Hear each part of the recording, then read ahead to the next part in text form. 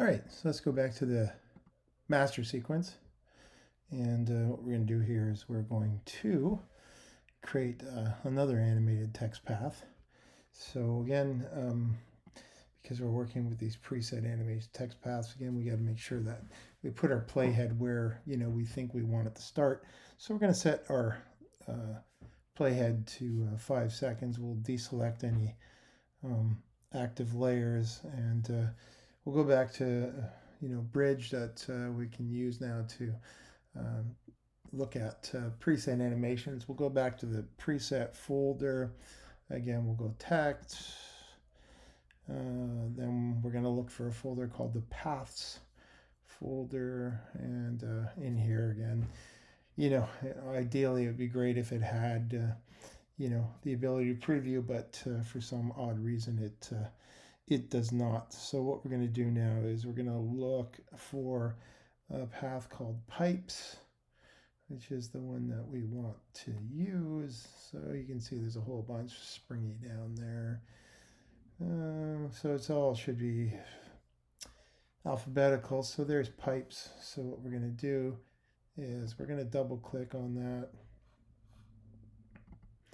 and get it to load onto our timeline. So we're not going to have a layer selected because this is going to be like a path.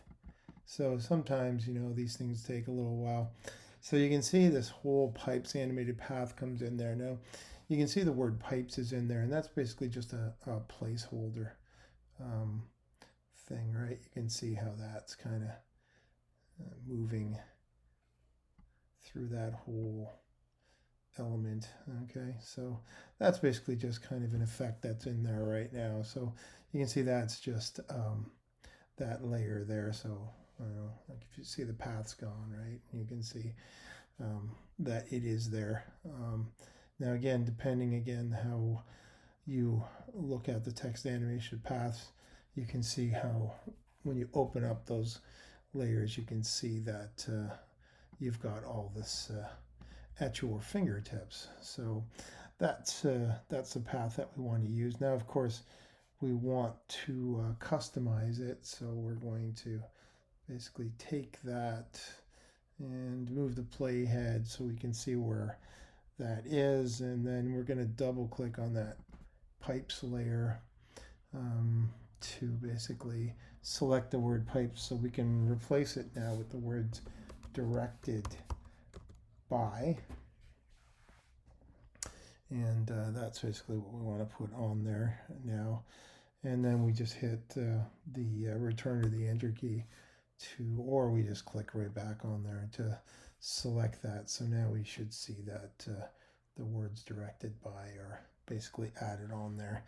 So that adds that little path on there with those new words on there. And of course, we're going to change the font size. It's a little too big right now. And so what we'll do is, again, we'll select that, and it's 72. So we'll change it to a 20, and then just click down here. So it should be a lot smaller. So you can see directed by is flying through. Well, it's not really flying through, but it's appearing there right after animated documentary. So that's how we basically kind of play around with these paths, and we customize them to make them fit. Of course, the path itself is a little off kilter, so we're going to go to our selection tool, and what we're going to do is we're going to double click on the yellow line, and what we can do now is we can use our cursor keys to kind of move that and put it kind of where we'd like it to be, so it's not going to be conflicting with anything else we have there. So there's a little path there directed by. So again, we if we go and turn that eyeball on and off, you can see how that layer appears and disappears. And so we've got that in there now, and we'll come back to that, and we'll play around with that. And so of course we're going to go file save as, and I'm up to version 9 already. So, you know, again, I've got multiple versions, which is always a good thing to have. And now I'm going to go back to that credits and that placeholder text for your name here. This is where I'm going to go in here now and I'm going to replace what's in there. So I'm going to go to my text tool, and what I want to do now is, you know, basically kind of double click there so I can now enter new text. And what we're going to do is we're going to put like a first name, a middle name, and a last name. So I'm going to use the name of one of the biggest doofuses in the world. Maybe I should spell it right. Yes. And again, there's some little issues here with After Effects is causing me, for some bizarre unknown reason, it's just being foolish. So I'm just going to try that again.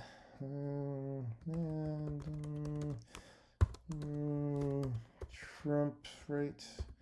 So maybe I don't need that E there, so I'll get rid of that E. And now I've got to change that. Actually, you know what I'm going to do is I'm going to put his full middle name in there, not his initial. So I'll go right. That should work. Now it's not going to update the name of that placeholder, but that's okay. I'm not really all that worried about it. So now that I've got that in there, I've got that layer selected, and again, I'm going to go and play around with some animated presets. So I'm going to take my playhead out to 710, which is where I want this next type of animation, and it's basically called a tracking animation. So make sure I've got that your name here selected, and you know what I'll do is, again, you know, I can just go back to bridge and presets, and what I'm looking for now again is in the text folder, and I'm looking for a folder named tracking, and it's right all the way down at the bottom. And in here I'm going to look for an effect called increase tracking, and you can see that's what it's going to do. It's almost like going to stretch out the words. So if I double click on that, it should put that on there. Now if I take my playhead and drag it, you can see that's what it does. Okay, so it drags it out and drags it back. Now you can see it's just a little too crazy there. So obviously I need to kind of go in here and I need to make some changes. So I'll take my playhead to 710. So that's basically where it all started. And of course now what I want to do is I want to customize the effect. So at 710, what I'm going to do now is I'm going to click on that U name here layer, and I'm going to hit the U key twice so I can see all the properties, and tracking amount is the one that I'm particularly interested in. So you can see it's set at 0 for the first value for that first keyframe. So what I'm going to do is it should be on that first keyframe, and I want to make sure that first keyframe is active. So click on that first keyframe, and I'm going to change that tracking amount to a -5, and then click on it, and all my letters are going to collapse on top of each other, which is kind of the effect that I was looking for. So now what I'm going to do is I want to go forward to the next keyframe. So if you look here, tracking amount, you can see I'm on a keyframe. I'm going to hit this little arrow to the right of it, and that's going to automatically take me to the next keyframe, which is where I want to be. And that should now basically have that set up. So now if I click on that keyframe to select it, I'm going to change that value, which is currently 40, and I'm going to change that to 0 and then click off. So what that's going to do now is it's going to alter that effect. So it's just going to do a little kind of small accordion effect in between 710 and 810, which is basically the duration of that effect.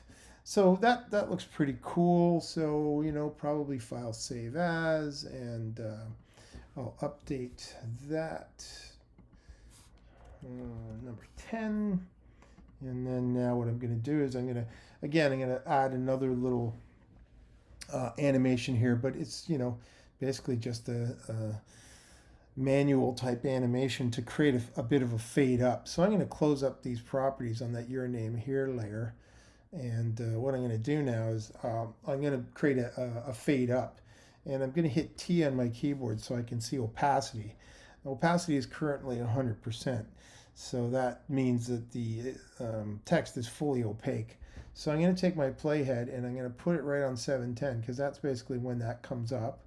So what I want to do now is I'm going to take that opacity and I want to basically set it to 0. So basically you won't see the words. And then I'm going to click stopwatch to drop a keyframe to add that value to it. And then I'm going to take my playhead and I'm going to drag it out to about 720.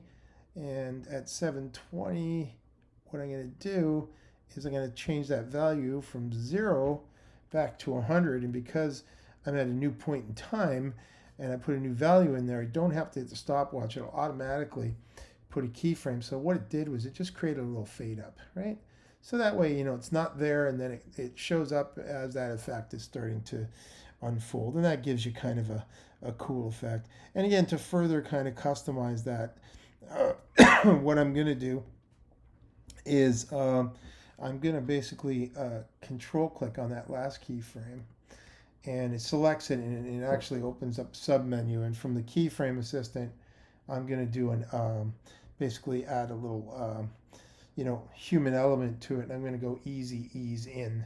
So that'll kind of slow it down as it does that fade up, give it a more human-esque look. Okay, so that basically takes care of that. So now I'm going to go File, Save As, and again, because I've made changes, I'm going to update that. And I'm up to now number 11. And now what I'm going to do is I'm going to do what's called a custom animator group. So I'm going to take my playhead out to 810, which is basically when that whole effect is done. So my next effect can come in. And what I'm going to do now is I'm going to hide that opacity. And what I want to do now is expand that entire layer so I can see all the properties. And then I'm going to expand the text property, which is that animator. So there's that animator 1, which is that effect that we put on there. And what I'm going to do now is I'm going to create a custom animation. So you can see where it says text, it says animate, and there's a little arrow there. What I'm going to do now is I'm going to click there, and a menu is going to appear. And what I'm going to do is I'm going to make a custom animator called the skew animator, which is going to allow me to do some interesting effects. So what's going to happen is when I hit that, you're going to see animator 2 appear, because animator 1 was the effect that I dropped on it. So this is a new custom animator. And you can see there's animator 2 selected. And so that I don't confuse it, I'm going to click on it and hit my return key. And I'm going to label it skew animator. So that way I know what that is. That's a custom animation that I have created, which is what I want to do. And now under that new skew animator, I'm going to go to that range selector 1 to expand the properties. And you're going to see that there's a start and an end value. And what those start and those end values do is it's going to allow me to basically select, define how much of this string of text that I want to actually add this animation to. So I'm going to go to the start, which is the beginning of the Dumb John Trump. And what I'm going to do is you can see a line comes across. So I'm going to drag it just till it gets to the J. And then on the end, I'm going to drag it the opposite way so that it stops just there, right at the last letter. So, that basically now has kind of defined that skew animator. And what I'm going to do now is this skew down here, just below advanced, this is now going to basically skew those letters, right? So that is the effect that I am going to create. So what I'm going to do is I'm going to take that back to 0. And this is now where I'm going to start creating my effect, if you will. So by using a series of keyframes, I'm going to define the animation. So I'm going to take my playhead and I'm going to go back to 805, and the value is currently 0, which is great. So I'm going to click there to start a keyframe for that value. And now what I'm going to do is I am going to basically go forward about 3 frames to about 808.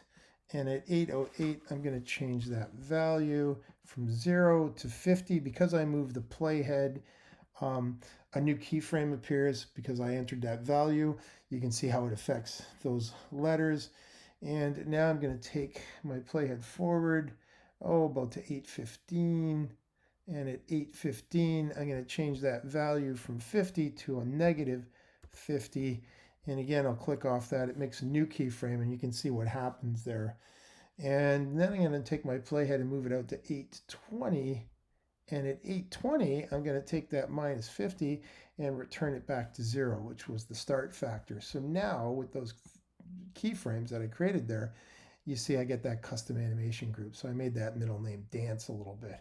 And that's just all happening with those keyframes to create that effect. So now, again, I'm going to humanize those keyframes. So I'm going to click on the word skew so that they all turn blue. I've selected them.